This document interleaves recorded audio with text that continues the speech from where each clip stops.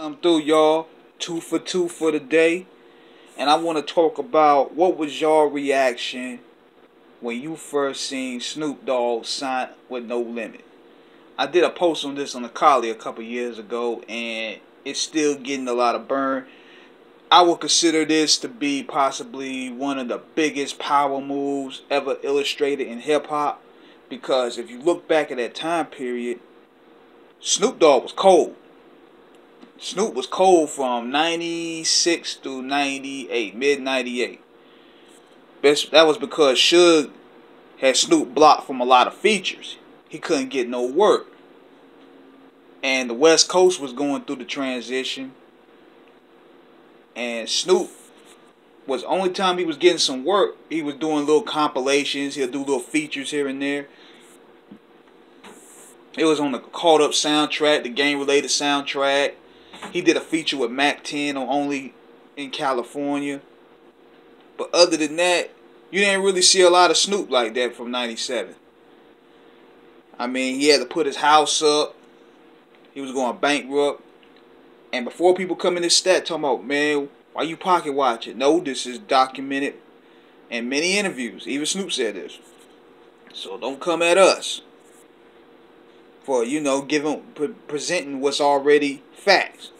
So what had happened was Master P started giving him work, giving him features, because Snoop was nickel and diming under the table. I remember when I first seen him on Mystical's Gangsta joint that was on the Unpredictable album. It was fire. I was surprised to even see Snoop up there. Then you see Snoop again on the Silk the Shocker album with Throw Your Hood Up. That joint was lighting up the spring of 98. And I was like, wow. Snoop and Silk actually got some great chemistry together. Then he appeared on the I Got the Hookup joint. So my thought was, Snoop might as well just go ahead and sign with these guys because it's giving him new light. But the problem was, a lot of people didn't want to deal with Snoop at the time because people were scared of Suge Knight. Suge had a lot of people scared to do negotiating with him. They heard about the nightmares. They heard about the stuff that was associated with Death Row, and they didn't want no part of it whatsoever. Master P was the only one with a lot of street pull to really get that deal off and running. He was able to give Snoop new life. And that was very unheard of at the time. Like, he literally broke the jackpot. To me, that was at the time, that was like the Miami Heat getting LeBron James. That was the big deal. Even though Snoop's star was a bit fading, it still was a great big deal. Because Master P had the muscle of the streets. And over the years, there was tension. Suge didn't like that he had to give up his artist. He still had the Snoop Doggy Dogg name, but he didn't have Snoop Dogg. So that gave Snoop new life. Snoop was able to start doing features with who he wanted to work with. Snoop was able to work with Jermaine Dupri. Snoop was able to work with Bone Thugs and Harmony. He was able to work with Bad Boy again. Because Death Row was so cliquish that everybody had to just work within in-house. So Master P gave him that light. In the first album they put out, The Game Is To Be Told Not Sold, a lot of people didn't like it, but it was the album that he needed. He needed to be at home with his new home. P bought him a crib out there. So it was just the Southern hospitality he had to get used to. But when No Limit Top Dog came out, that's where Dre and Snoop really reunited. It's not the Chronic 2001. Master P was the bridge behind Snoop and Dre reuniting. Even though the media wants to downplay Master P's influence, Master P basically saved Snoop's career.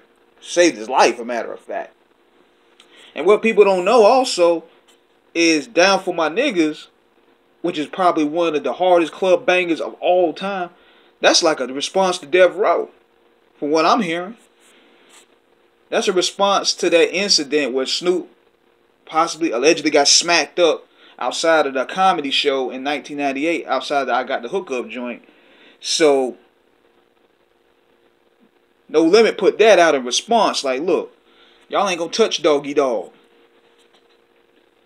I put his name on the wall. That man, that's one of the hardest records I ever heard. Him and Mr. Magic, good God Almighty, rest in peace, Mr. Magic, one of the hardest spitters from the NO.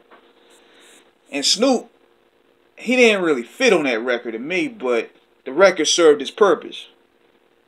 It would let it be known that, look, that ain't happening no more. You ain't gonna kidnap Snoop. You ain't gonna smack Snoop. We go to war. So that's what that all about. No Limit came through, gave Snoop's career new life, and it opened up those doors, and he was able to reunite with his friends. He was able to work with Dre, Quick, Battle Cat for the last 2 albums, No Limit, Top Dog, and The Last Meal. So I just want to do a video about that, and let me give a shout out to everybody that support this channel. Be sure to subscribe, hit the like button. This is King Eric signing out. Holla back at you.